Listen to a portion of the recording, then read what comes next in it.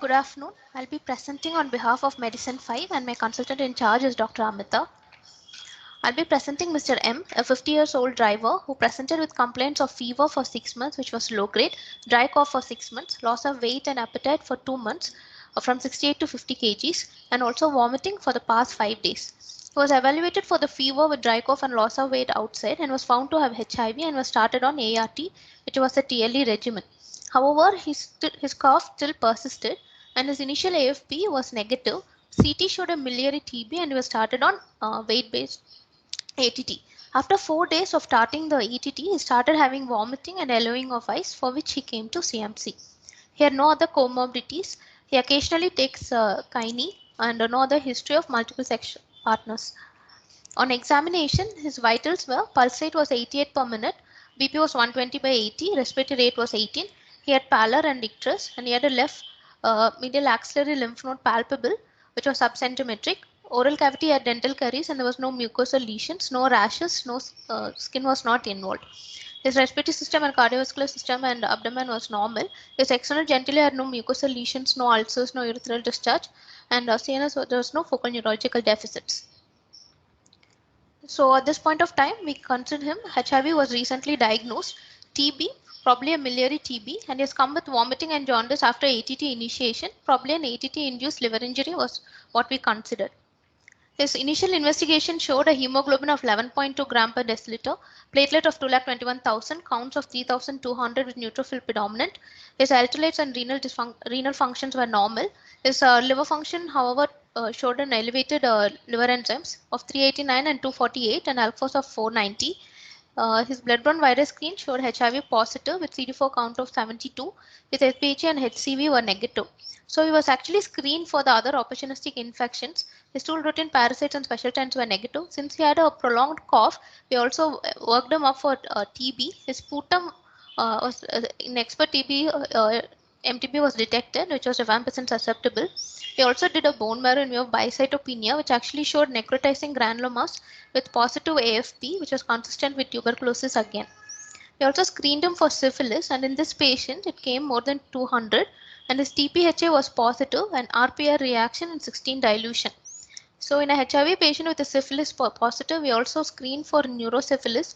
His CSF analysis showed only 2 WBC, CSF protein of 55, and glucose of 69, and plasma glucose of 91. Cryptococcal and MGIT were negative. This is the chest X-ray of the patient, which shows a miliary picture. We did an ultrasound, which showed few enlarged lymph nodes in the paroatic and peripancreatic region, which could not be biopsied. So at the end of the case, the final diagnosis was a PLHIV patient with CD4 count of 72 with a disseminated tuberculosis with an ATT-induced liver injury which was resolving and a latent syphilis. I'll be concentrating more on syphilis and HIV. HIV infection modulate the clinical presentation of syphilis, clinical and serological response to syphilis treatment. Syphilis also has a negative impact on HIV viral load. So this was a study which was done in Mumbai, which showed almost 48% of HIV patients had syphilis. So it's important to screen for syphilis when we have an HIV positive patients and vice versa. This was a Tamil Nadu State AIDS Control Society, which actually published a paper in 2017, which said there was actually HIV cases were on the decline, almost 30% decline. However, there was an increase in the syphilis cases in that year. So I'm just going to briefly touch upon syphilis and the association with HIV. So what are the stages of syphilis? We all know they get infected. They go on to have a primary syphilis, during which time they have a painless chancre at the site of infection and regional lymphadenopathy, following which they have a hematogenous dissemination and they have a disseminated rash, generalized lymphadenopathy in the secondary syphilis. After this, they go on to a period called latent syphilis. During this period of time, when they are untreated, they have almost 25% of them will again go on to have the secondary syphilis symptoms. And once they reach the latent syphilis, almost 72% of them have no further complications, while 28% of them can develop into, have tertiary syphilis in the form of gamma, cardiovascular syphilis, late neurological complications. So we want to really uh, think about this latent syphilis. It refers to the period during which patients are asymptomatic but have infection which is demonstrable by serology testing. So this is what our patient had. So it is called early if the infection occurred within last 1 year, and if it's late if it occurs more than 1 year. So if we do not have a history suggestive of that patient had a syphilis or being treated for a STI or anything, it's better to treat them as late latent syphilis. So how do we treat them? For early syphilis, which contains primary, secondary, and early latent syphilis, the preferred regimen is injection benzathine penicillin G, 2.4 million units once intramuscularly stat. The other regimens are doxycycline, ceftriaxone, and acitro, which could be used. In pregnant women also, it's injection benzathine penicillin, one dose. The other, if benzathine penicillin could not be given, erythromycin could also be given. In the late syphilis, it's just a prolonged treatment. So we give injection penicillin once weekly for 3 weeks, and doxy from 14 days, it's increased to 30 days. And pregnant women, it's almost the same as the previous, except for a prolonged course. So when to screen for neurosyphilis? So there's no particular consensus, but these are the guidelines which are available. So any patient with syphilis and has clinical signs or symptoms suggesting neurological, ocular, or aortic involvement, they should be definitely screened. And syphilis patients who do not have appropriate clinical or serological response to initial therapy should be screened. So some people say HIV at any stage should be screened for syphilis, for neurosyphilis, but some authors say they should be screened, especially if the CD4 count is less than 350 or RPR is more than 1:32, or if they have a detectable HIV RNA, and those are not on ART should be screened.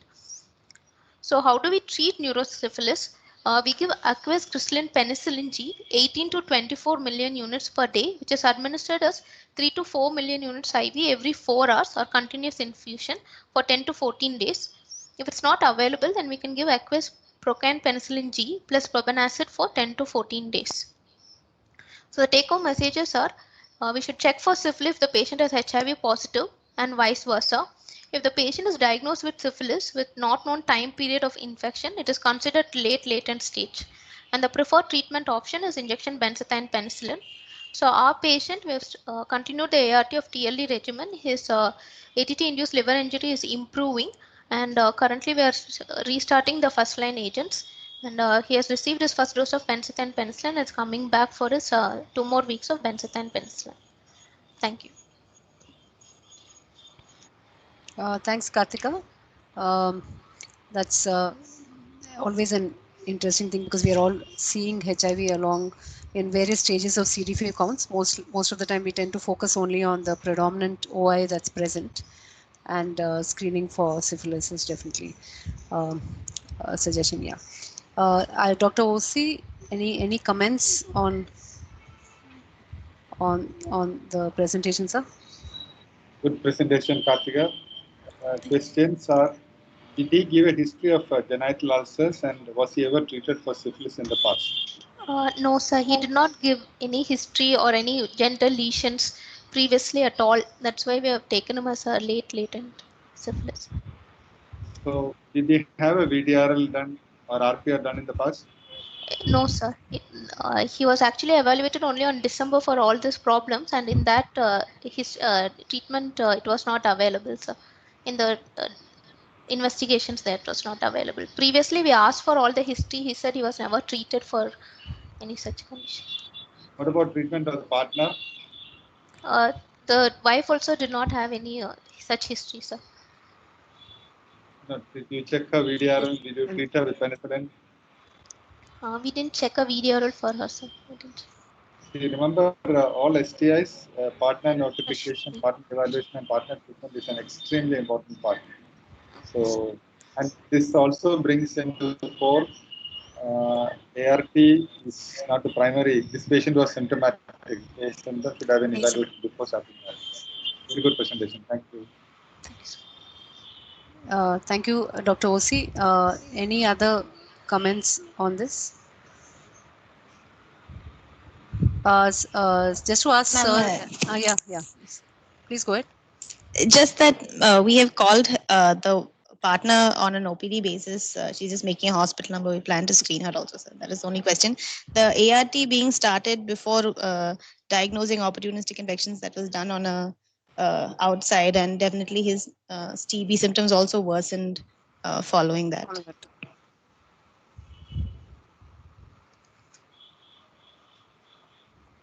Thank you, Kartika. Then, valid point, and I think Sir has brought up the point about STIs and partner treatment also. So, thank you, Kartika. Thank you, Amita.